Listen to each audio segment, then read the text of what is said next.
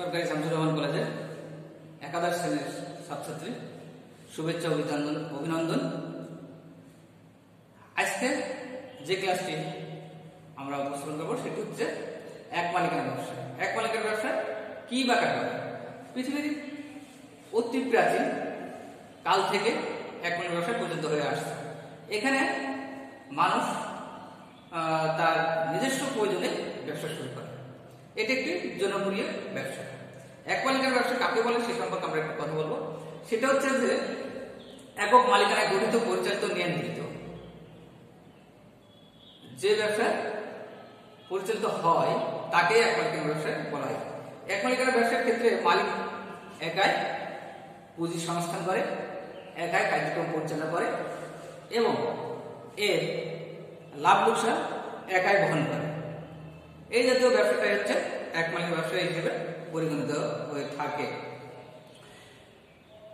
ব্যবসার একজন দার্শনিক বলেছেন লিও হুইলার, এক মালিকানার ব্যবসা হলো এমন এক ধরনের ব্যবসায়ী সংগঠন যার মালিক ও নিয়ন্ত্রণ একজন মাত্র ব্যক্তি। মোট কথা, মুনাফার্জন উদ্দেশ্য নিয়ে একক ব্যক্তি যখন নিজ দায়িত্বে পুঁজি সংস্থান করে ব্যবসা পরিচালনা করে তাকে এক মালিকানা ব্যবসা বলা হয়। এক মালিকানা ব্যবসার ক্ষেত্রে আমরা দেখব কিছু বৈশিষ্ট্য রয়েছে যা অন্যান্য ব্যবসার থেকে আলাদা। সেই বৈশিষ্ট্যগুলোর মধ্যে প্রথম বৈশিষ্ট্য হচ্ছে আমাদের একক মালিকানা, সহজ গঠন, স্বল্প মূলধন, সীমিত আয়তন, নিজস্ব বাসস্থান, অসীম দায়, একক ঝুঁকি, দ্রুত সিদ্ধান্ত গ্রহণ, প্রত্যক্ষ সম্পর্ক, অনিশ্চিত স্থায়িত্ব। এক মালিকানা ব্যবসায় এই বৈশিষ্ট্যগুলো নিয়ে আমরা এখন আলোচনা করি। একক মালিকানা, এক মালিকানার সংজ্ঞার আলোকেই আমরা বুঝতে পারি যে এর মালিক একজন, এই একজন মালিক কর্তৃক এই ব্যবসা গঠিত এবং পরিচালিত হয়ে থাকে। দ্বিতীয় পয়েন্ট আমরা দেখব সহজ গঠন।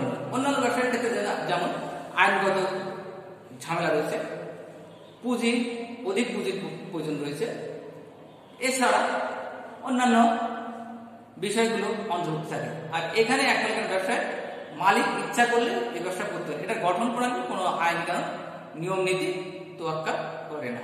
এ ধরনের ব্যবসায় হচ্ছে এক মালিকানা ব্যবসায় এবং এটার গঠন প্রণালী খুব সহজ। স্বল্প মূলধন, খুব অল্প অর্থাৎ স্বল্প পরিমাণ টাকা নিয়ে ব্যবসা পরিচালনা করা যেতে পারে। যেমন একজন বাদাম বিক্রেতা, সে তার 5 কেজি বাদাম কিনতে পারলে এই ব্যবসা পরিচালনা করতে পারে। অর্থাৎ অন্যান্য ব্যবসার তুলনায় এক মালিকানা ব্যবসার পুঁজির পরিমাণ খুব অল্প হলেও চলে। সীমিত মূলধন, সীমিত আয়তন, এক মালিকানা ব্যবসা সীমিত আয়তনের মধ্যে পরিচালিত হয়। এটা খুব বেশি জায়গা অর্থাৎ বেশি আয়তন নিয়ে ব্যবসা পরিচালিত, যেমন অংশীদার ব্যবসায়, রাষ্ট্রীয় ব্যবসায় বা যৌথ মূলধনী ব্যবসায় যেভাবে অনেক এরিয়া নিয়ে অর্থাৎ অনেক জায়গা নিয়ে অনেক ভোক্তা নিয়ে পরিচালিত হয়, এক মালিকানা ব্যবসায় সে ধরনের হয় না। এক মালিকানা ব্যবসায় আয়তন অল্প হয়ে থাকে। নিজস্ব ব্যবস্থাপনা, এক মালিকানা ব্যবসায় ব্যবস্থাপনা ব্যক্তি বা মালিকের নিজস্ব মতামতের উপর নির্ভর করে ব্যবসা পরিচালিত। এটা এখানে অন্য কারোর মতামত গ্রহণযোগ্য নয়। তাই এক মালিকানার ব্যবসায়ের ব্যবস্থাপনা সে নিজেই এটি পরিচালনা করে। অসীম দায়, এক মালিকানা ব্যবসায়ের দায় অসীম। এখানে অন্য কেউ তার দায়ভার গ্রহণ করবে না। সে ব্যবসায় লস বা লাভ যেটাই হোক সেটা সে একাই ভোগ করবে, অর্থাৎ এখানে দায়টা মালিকের একা। যদি কোনো পণ্য ক্ষতিও হয়ে যায় সেই ক্ষতিটা সে নিজেই বহন করে। অতএব এক মালিকানার দায় অসীম। এরপরে একক ঝুঁকি, এক মালিকানার ব্যবসায় ঝুঁকিটা এককভাবেই বহন করতে হয়, এটা অন্য কারোর উপরে বর্তায় না। যেমন অংশীদার ব্যবসায় অংশীদার জীবনের উপরে এর ঝুঁকি বর্তায়, কিন্তু এক মালিকানার ব্যবসায় ঝুঁকি মালিক নিজে বহন করে। দ্রুত সিদ্ধান্ত গ্রহণ, এক মালিকানা ব্যবসার ক্ষেত্রে আমরা দেখছি যে মালিক এককভাবে সিদ্ধান্ত নেন। এই জন্য কোনো আলোচনা সভা, সেমিনার ইত্যাদি বা আইনগত কোনো ঝামেলা নাই। এর ফলে সে দ্রুত সিদ্ধান্ত গ্রহণ করতে পারে। অংশীদারি বা যৌথ মূলধনী বা রাষ্ট্রীয় ব্যবসায় কোনো কিছু পরিচালনা করতে হলে সেখানে সিদ্ধান্ত গ্রহণ করতে অনেক সময় লাগে, কিন্তু তুলনামূলকভাবে এক মালিকানা ব্যবসায়ের ক্ষেত্রে এটা খুব অল্প সময়ে এটা হয়ে থাকে। অর্থাৎ দ্রুত সিদ্ধান্ত গ্রহণ করতে। প্রত্যক্ষ সম্পর্ক, মালিক যেখানে একাই একজন ব্যক্তি সেখানে সম্পর্ক সরাসরি হয়ে থাকে, অন্য কারোর সাথে ভোক্তা, ক্রেতা, বিক্রেতা যার যে কথাই আমরা বলি না কেন সেখানে প্রত্যক্ষ সম্পর্ক বিরাজমান, মালিক নিজে সরাসরি সেখানে হস্তক্ষেপ করে। এরপর অনিশ্চিত স্থায়িত্ব। এক মালিকানা ব্যবসায় অনিশ্চিত স্থায়িত্ব, এই স্থায়িত্ব মালিকের নিজের ইচ্ছার উপর নির্ভর করে, যে কোনো সময় যে কোনো জায়গায় এই ব্যবসা বিলোপ সাধন করতে পারে। অথবা এক মালিকানা ব্যবসায়ের বৈশিষ্ট্যগুলো আমরা দেখলাম, অন্যান্য ব্যবসার তুলনায় এক মালিকানা ব্যবসায়ের বৈশিষ্ট্য একটু ভিন্নতর।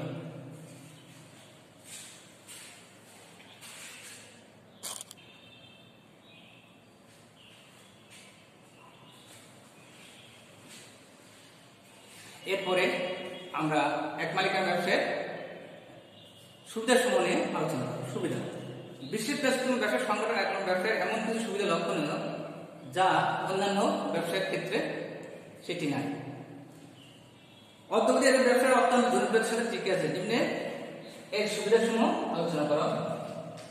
প্রথম সুবিধা হচ্ছে সহজ গঠন, 2 আত্মকর্মসংস্থান সুযোগ, 3 সম্পদের সর্বোচ্চ ব্যবহার, 4 সহজ পরিচালনা, 5 দ্রুত সিদ্ধান্ত গ্রহণ, 8 6 ব্যয় সংগঠন, 7 গোপনীয়তা রক্ষা, 8 সম্পদের সুষম বন্টন, 9 করের সুবিধা, 10 সহজ বিলোপ সাধন।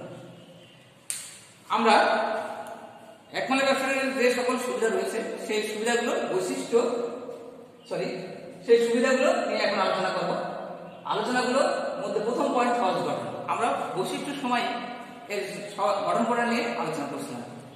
এক মালিকানার ব্যবসার ক্ষেত্রে সুবিধার ক্ষেত্রে সবচেয়ে বড় কথা, এটার গঠন প্রণালী খুব সহজ, এখানে কোনো ঝামেলা নেই।